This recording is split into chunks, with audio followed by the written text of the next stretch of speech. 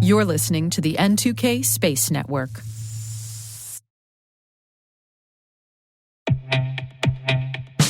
And now a word from our sponsor, SpyCloud, the leader in operationalizing cybercrime analytics. Traditional threat intelligence is a thing of the past.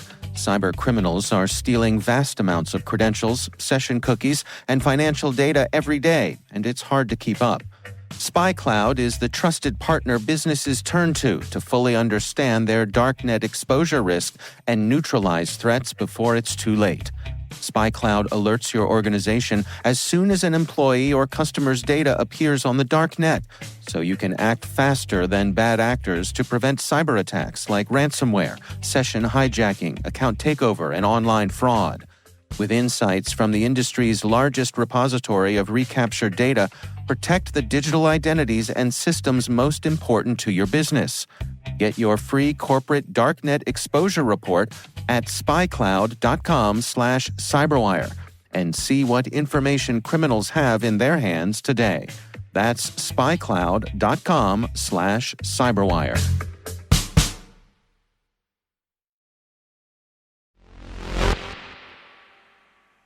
The internet has been blowing up with posts from people finally paying attention to NASA's plan to deorbit the International Space Station. Yes, it is happening, folks. And although we agree with some that the station should ideally be in a museum or worthy of being placed in a position to be preserved for longer, we also understand that NASA saw the deorbit plan as the best option. It's all well and good to call for use and recycle, but the tech just isn't ready for that. And it is a gamble to not have a plan in place right now. After all, 2030 really isn't so far away. T-minus 20 seconds to LOS. T-dress go for deploy. Roger roll. Today is June 27th, 2024. I'm Maria Varmazes, and this is T-minus.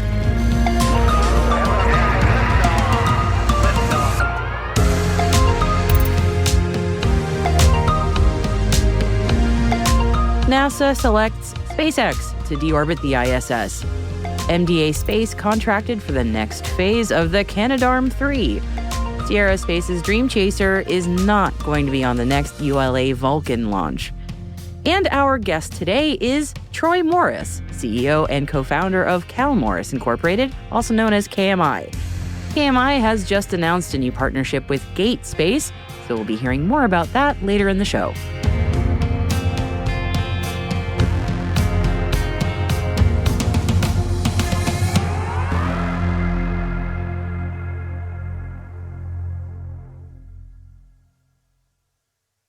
Let's dive into today's Intel briefing, shall we? The International Space Station, a testament to scientific progress and cooperation, sadly does have an expiration date. The orbiting lab is slowly deteriorating, and NASA has said for quite some time that the ISS's funding will end through 2030. And that's only 6 years away. Time flies, right? So after the funding peters out, the ISS sadly can't be split into pieces and reused or stay in orbit as a monument to science or a one-day museum. And while it would be nice if it could, it'd be one massive piece of space debris up there that would soon fragment into more and more problematic pieces. NASA has looked into these options, it says, but no, sadly, once its mission is over, the ISS needs to be disposed of. And learning its lessons from the uncontrolled reentry PR nightmare that was Skylab's fiery end over Australia back in 1979, NASA has officially hired SpaceX for $843 million to build a vehicle to tug a defunct ISS to a controlled reentry over the Pacific Ocean. There aren't any details yet from NASA or SpaceX about what launch vehicle will get that space tug to space or what that space tug will look like. But it is expected to go down with the ISS and burn up during the reentry process. Still, you have to hand it to a lot of news outlets that are having fun with the headlines on this story, like this one from the BBC. Musk's SpaceX hired to destroy ISS space station. Technically correct, but... And what comes after the ISS? Well, plans for what's next in space stations for NASA are already underway. MDA Space has been awarded $1 billion from the Canadian Space Agency for the next phases of the Canadarm3 program. Canadarm3 will be used aboard Gateway, which is a multinational collaboration led by NASA to establish a space station in lunar orbit to support human and robotic missions to the surface of the moon. The contract includes funding for final design and construction, system assembly, integration and test of the full robotics system, as well as a ground segment for command and control. MDA Space will support commissioning of the Canadarm3 robotics system once in orbit from the company's new mission control facility at its global headquarters and Space Robotics Center of Excellence in Brampton, Ontario. The contract will also include planning and personnel training in preparation for on-orbit mission operations. The contract is expected to run until March 2030. Rumors have been flying that we were going to see Sierra Space's Dream Chaser on the next ULA Vulcan launch in September, but the spaceplane has been left off of the manifest. ULA's CEO said during a press conference that Sierra informed the company that it had significant risk towards making the September launch date and that it would step aside so the rocket company could move ahead with its certification with the Department of Defense. Sierra Space says that despite the change of plan, the first Dream Chaser spaceplane, called Tenacity, is still on track for its maiden mission before the end of the year. Intelsat has signed a contract with Starfish Space for an Otter servicing vehicle to provide life extension services to an Intelsat geostationary satellite beginning in 2026. Initially, Otter will dock with and maneuver a retired Intelsat satellite in geostationary graveyard orbit. Following this initial operation, Otter will proceed to dock with and provide life extension service to an operational Intelsat satellite, using its onboard propulsion system to keep the client satellite in operational orbit for additional years of life. Yesterday's rumors about Collins Aerospace backing out of a spacesuit contract with NASA have been confirmed. According to the U.S. Space Agency, they have mutually agreed to de-scope the existing task orders on the Collins Exploration Extravehicular Activity Services contract. This de-scope includes ending the International Space Station suit demonstration, which was targeted for 2026. No further work will be performed on the task orders. This action was agreed upon after Collins recognized its development timeline would not support the space station's schedule and NASA's mission objectives. The Federal Aviation Administration has announced that Firefly is the third new space company this month to formally have the Space Data Integrator, or SDI tool, become operational. SDA allows the FAA to track launch and reentry vehicles in near real time during flight for safety and airspace efficiency. Firefly will transmit vehicle telemetry data, such as position, altitude, and speed, to the FAA to increase situational awareness, help to reduce airspace closures, and contribute to safety for all airspace users. Virgin Galactic and Sierra Space became SDI operational earlier in June, and SpaceX has been using the SDI tool since 2021. U.S. Space Command confirmed the breakup of a Russian-owned decommissioned satellite from 2013, the Resource P-1, which broke up in low Earth orbit on June 26th at approximately 10 a.m. Mountain Time, resulting in over 100 pieces of trackable debris. And this from the U.S. Spacecom press release. U.S. Spacecom has observed no immediate threats and is continuing to conduct routine conjunction assessments to support the safety and sustainability of the space domain. As such, U.S. Spacecom has notified commercial, governmental, allied, and partner organizations via spacetrack.org to include Russia as the satellite owner. The Bavarian State Chancellery has signed a letter of intent with Axiom Space to collaborate on space exploration activities to include a possible future human spaceflight. The letter of intent envisages opening up the possibilities of sustainable access to space for Bavaria in the future. iSpace's flight model of its Hakuto R Mission 2 Resilience lunar lander has successfully completed thermal vacuum testing and remains on schedule for a winter 2024 launch. The testing was completed at the Japan Aerospace Exploration Agency Tsukuba Space Center. The flight model was assembled at the facility, and all payloads or testing models were integrated into the lunar lander before testing began. iSpace engineers are now reviewing the detailed data that Resilience collected during the 10-day testing regime. The United Nations Office for Outer Space Affairs, also known as UNOSA, and its platform for space-based information for disaster management and emergency response, known as UN SPIDER, have announced that the South African National Space Agency, known as SANSA, has officially become a regional support office for UN SPIDER. This development was confirmed during the Committee of the Peaceful Uses of Outer Space's 67th session, which will conclude on June 28th. SANSA will collaborate closely with UN SPIDER on outreach, capacity building, cooperation, and technical advisory support.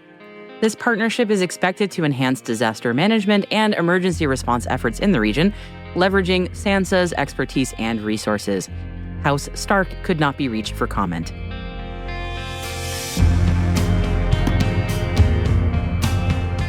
And that concludes today's briefing. You'll find links to further reading in the selected reading section of our show notes, and we've added a few additional articles in there. One's on Viasat working with the Spanish MOD on broadband for the Airbus C-295 MPA fleet, and another on U.S. projects to prevent hackers targeting satellites. Hey, T-Minus crew, if your business is looking to grow your voice in the industry, expand the reach of your thought leadership, or recruit talent, T-Minus can help. We'd love to hear from you. Send us an email at space@n2k.com or send us a note through our website so we can connect about building a program to meet your goals.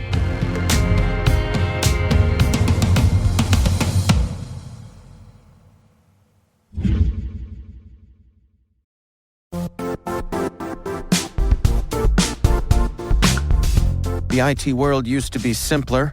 You only had to secure and manage environments that you controlled. Then came new technologies and new ways to work. Now, employees, apps, and networks are everywhere. This means poor visibility, security gaps, and added risk. That's why Cloudflare created the first-ever connectivity cloud. Visit cloudflare.com to protect your business everywhere you do business.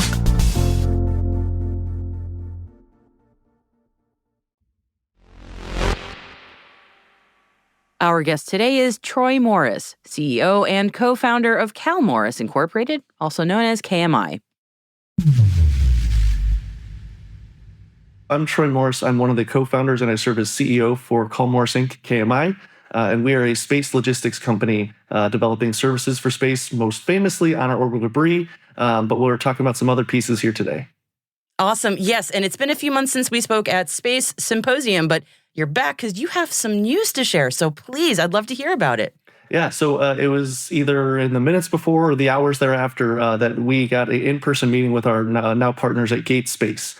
So KMI, we've been developing a wealth of leading technologies for the rendezvous, retrieval, relocation of objects in orbit. And one huge asset of that is how do you actually affix yourself or other hardware onto something in space? And with Gate Space, they've brought the jetpack, a great propulsion solution with the question of, okay, we can apply it here on the ground to help bring this propulsion opportunity as an external swap.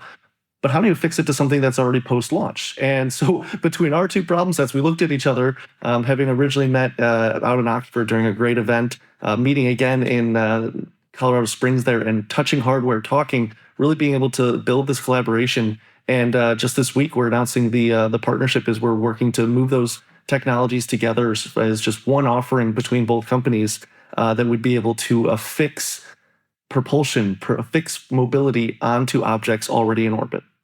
Oh, that's exciting. Well, congratulations. Sounds like a peanut butter and jelly, like a merging of two really great things right there. It really is. Yeah, it's a partnership that once you took, one in one and one hand to the other, you're like, these should go together. Yeah, it was a very fortuitous and very easy type once we started getting some of the technical questions answered. Oh, that's fantastic. So timelines, like details, tell me a bit more about what this is going to look like. Yeah, so timelines, as there's a wealth of other missions already happening. They're nearer term than some of the space missions we talk about for decades out of, men on Venus. But it's something we're looking 2026, 2027 to really bring these capabilities online. There's some testing components that still need to prove out the hardware in a free-flying environment.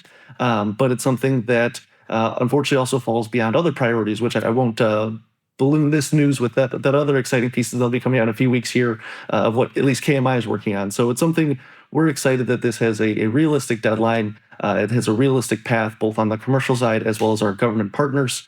We've got a wealth of opportunities just within KMI alone to bring the technology known as Asteria, is the special piece here that goes with the jetpack. So jetpack, is all good, but you need some straps to put it onto a soldier. For those fans of Rocketeer back in, what was that, the 90s?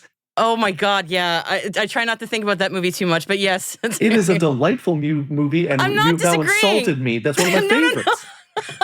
I'm not disagreeing, but we use the word Rocketeer so much, I have to be like, don't think about the movie, don't think about the movie. So it's just... I'm directly leaning into the movie. Okay. Very early on, they developed, that jetpack that just flies around, but you need some way to attach it. You need some way to have control, and that's what Asteria provides, is that actual attachment piece. And Asteria isn't just for jetpacks and for deorbit devices and for, big sails so we can drag things around. It really is a post-launch attachment for many things, and Gate Space is wonderfully one of our early partners, recognizing that opportunity and wanting to bring their mobility to more customers. Hearing this is just so neat, because it just really does sound, we were talking about the Rocketeer, and I'm just like, it does sound like all this really cool sci-fi come to life. And it's sort of what I love about doing this job is I get to talk to people like yourself who are making that happen, and especially for such a really worthy, really important mission. It's just really freaking cool. If I could just say that, it's really cool. That's the goal. Is that I think we said very early on in KMI's company history that we just want to impress our younger selves, and that's a very high bar. We had great imaginations as children and young students, so it's something that, when we can continue to impress others, whether that's part of the industry, commercial customers, government customers, we really want to be able and available as a suite of solutions. And so being able to offer this, if you've already missed your critical design reviews, you can still work this. If you've already launched, you can still work this. If you lost control, but you'd like to regain some, we can come in and provide a long-standing solution that isn't just an attached tug that stays on the outside, but a leave-behind effect. And that's really where we see the opportunities that, it's one thing to have a tugboat pulling you around a harbor. That's a lot of mass you're moving around. But if you can leave just what you want, just the propulsion, that's the opportunity that we've heard many customers asking for. That's pretty incredible. And in terms of timelines, as you mentioned, in terms of space, that's pretty soon. When we talk about usually decades, that's pretty soon. So that's fantastic news. And that it came about at Space Symposium is pretty neat too. So yeah, I think in the press release is a picture of us by, I call it Lake Broadmoor. I'm sure it has its actual name. But right there where we watch the fireworks every year was, we stood there, pulled out hardwood, looked at it, and I was like, oh, we should take a picture. This is a cool opportunity. So rarely in this modern age do you get to get your hands on hardware without a lot of extra travel. And as small businesses, travel is an expense in time and funds, but often time. And so being able to meet, I think we've now met in the 3 different parts of the world at different events, and being able to hammer this out between those and plenty of online calls. It's something that we're very happy to be working with the Gate Space team. They're a fellow Creative Destruction Lab company, and we've gotten to finally get something out there into the world about what we're working on together. Oh, that's cool. And we'll make sure that we'll send this to the symposium folks so they know. I know they know the value of their event, but seriously, it just speaks to how important being in person really, it matters for a lot of these kinds of relationships. And especially, as you said, getting your hands on hardware. There's nothing better than that. So that's really cool. It's fun when you can take it, try not to break it, but really see how things can come together. So yeah, we've enjoyed it, and we're looking forward to it. KMI, many of our other partnerships that with this is kind of a lead in the charge of, there's a good reason to get out the word. Sometimes the aerospace industry has a problem of being too quiet or too reserved. And I think, for example, contemporary, we look at what China has recently done to the moon and back. You got to put the word out there so that people know this cool science stuff is happening every day. The mundane madness that we all live in should be shared with the world. And so that's what we're trying to do. It's keeping space clear for all, but also let's champion space for all. So that's what I'm leaning towards here. Cosign, absolutely on board with you. I think that's so important. Obviously, that's a big part of our mission too. So I'm thrilled that you're also making that happen. So congratulations on this cool partnership news. It sounds fantastic. So looking forward to seeing what, as things progress, how things go. So Thanks for sharing it with us as well. So really appreciate your time. I appreciate it. It's always great getting to talk with T-. I mean, with T as my name, it just is a natural fit. So, no, I appreciate it. And for anyone looking to learn more, I always welcome to reach out through our website, kallmorris.com. We're very active on social media, LinkedIn. Find us at one of these events and conferences. I know we've got a few different keynotes and panels we've been invited to through the rest of the year. So if you see a Space Ranger and a KMI shirt, say hello. We'd love talking, finding these opportunities, and building more together.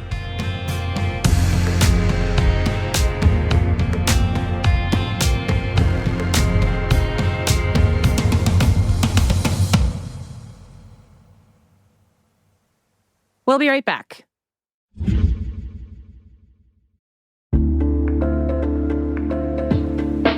Attention all security professionals. Want real-time IP intelligence at your fingertips? Sign up for Scout Insight's free trial today. Get immediate insights into threats, search any IP with no training required, and enjoy intuitive graphical results. Whether you need to identify compromised hosts or enrich Splunk queries, Scout Insight has you covered. Don't wait. Accelerate your threat response now. Visit teamcumry.com/cyberwire to start your free trial.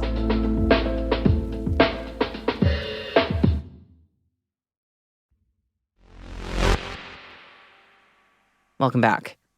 Yesterday, our top story was about naturally occurring graphene, apparently found on the moon via the Chang'e 5 mission.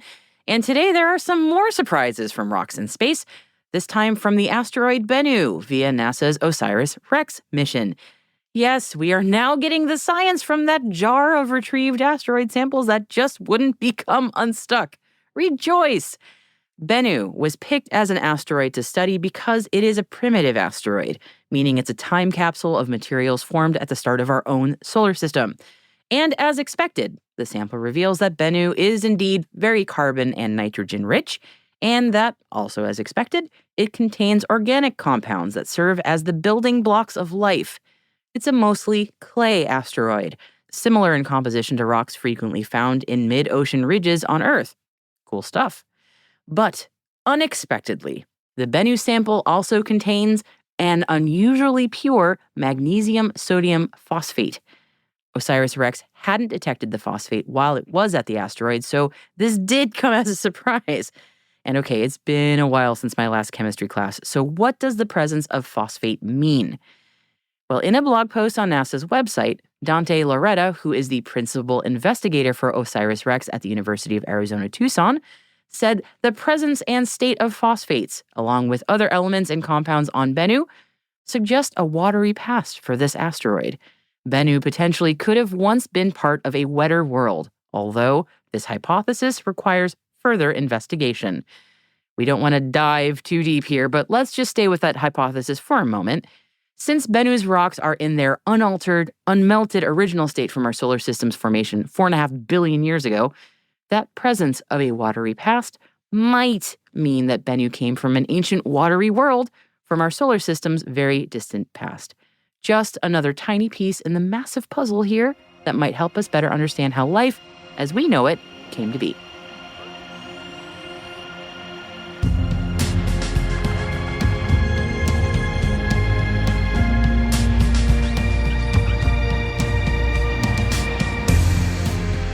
That's it for T- for June 27th, 2024, brought to you by N2K Cyberwire.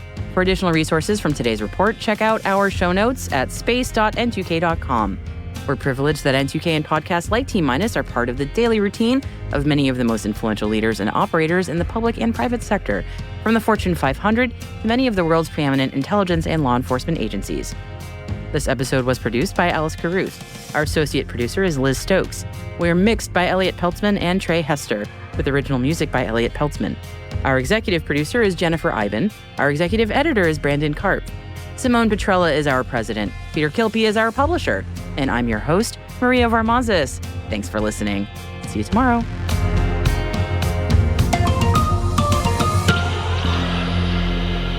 T-.